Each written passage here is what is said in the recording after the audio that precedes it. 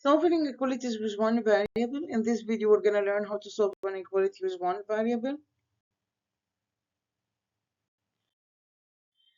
First of all, we're going to start with important concepts. An equality is an expression that doesn't have an equal sign. So what it can have? It can have less than, greater, greater or equal, less than or equal. Anytime we're using greater or less than, we're going to use open intervals. Anytime we're using greater or equal, less than or equal, we're going to use closed intervals. So keep in mind, anytime we're using greater than, less than, we're going to use open intervals. Anytime we're using greater than or equal than, we're going to use closed interval.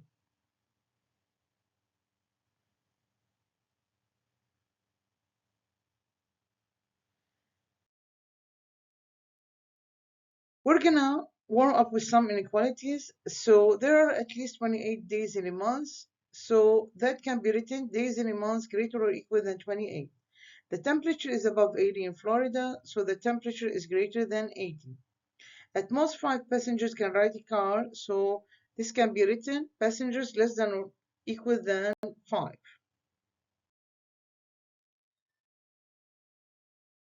We're going to learn in this example how to graph the intervals. So we need all the values from negative infinity to 2, so that's all the values less than 2. Notice we have open interval at 2, so we cannot write equal sign in my inequality. We need all the values from negative infinity to 3, so that's x less than or equal than negative 3, and we're going to do a closed interval at negative 3. 6 to positive infinity, it means all the values greater than 6, and open interval at 6.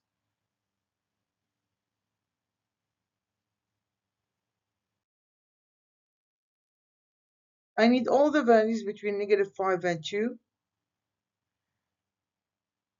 and excluding 2, excluding negative 5. So that's why we do open intervals at these two values. Next, we need all the values between negative 8 and negative 3. But we also want negative 8, we also want negative 3, so we're going to do closed intervals at these values. Negative 7 to positive infinity, it means I need all the values from negative 7 to positive infinity. That's all the values greater or equal than negative 7. And close interval at negative 7.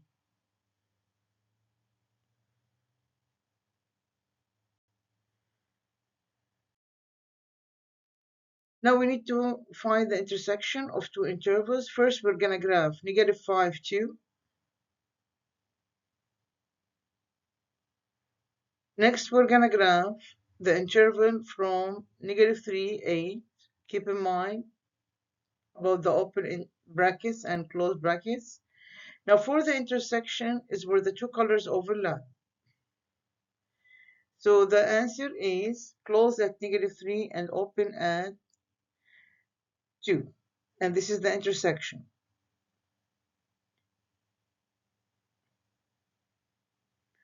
Now for the same example, if you want to find the union, we're going to take everything. So the union is going to be from negative 5 to 8.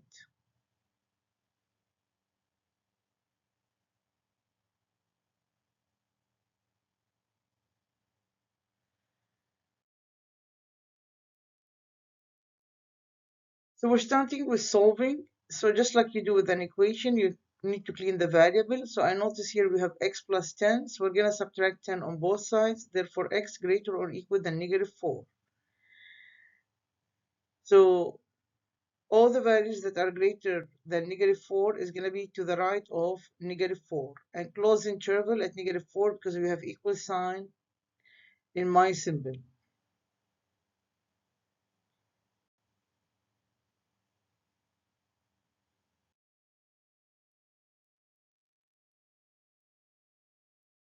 Here, we're going to start by subtracting 12 on both sides. Therefore, negative x greater or equal than 2. Keep in mind, multiplying and dividing by a negative will reverse the sign as well.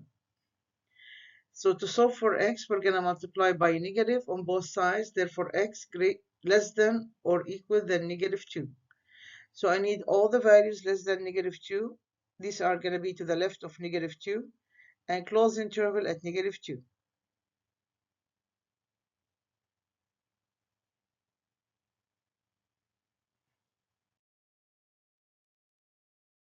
-3x less than 9. So we're going to start by dividing both sides by -3. Therefore, x greater than -3. Keep in mind, multiplying or dividing by negative will reverse the sign as well. Greater than -3, it means I need all the values to the right of -3.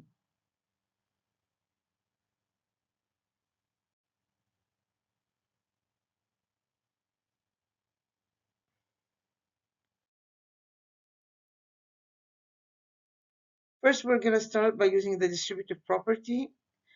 2 times x, that's 2x, and 2 times 4, that's 8. Now 3 times x is 3x, and 3 times -5, that's -15.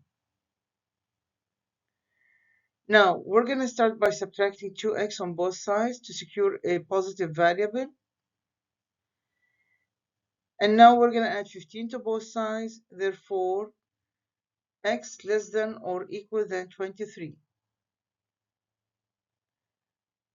So we're going to color the left of 23, and we're going to do a closed interval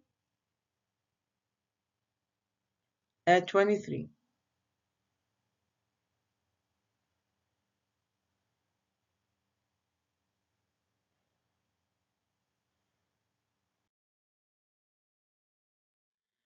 Again, we're going to start by using the distributive property. 2 times x, that's 2x, and 2 times 7, that's 14.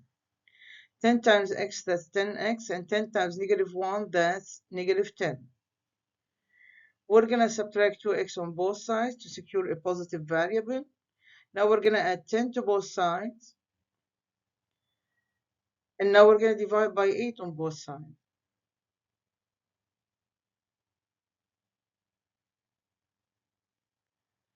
Now we have x greater than 3. So these values are to the right of 3 and open interval at 3.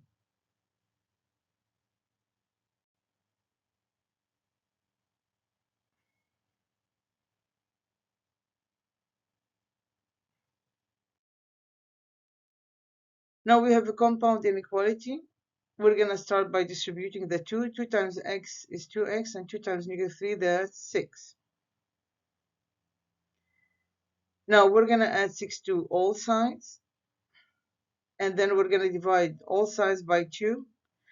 Therefore, I need all the values between 7 and 9, excluding 7, excluding 9.